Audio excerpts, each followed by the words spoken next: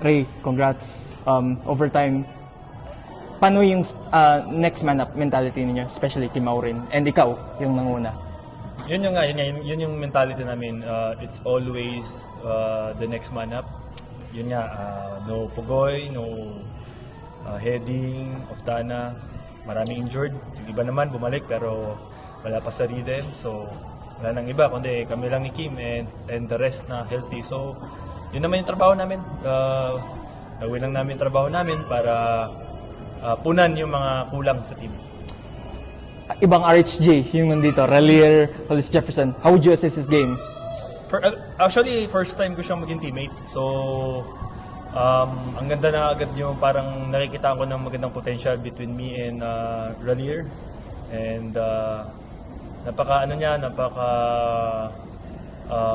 taas ng IQ niya.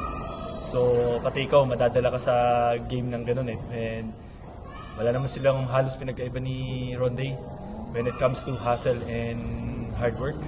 Ganun pa rin talaga. And yun, natutuwa ako na kahit first game pa niya, talagang andun yung eagerness niya to win the game.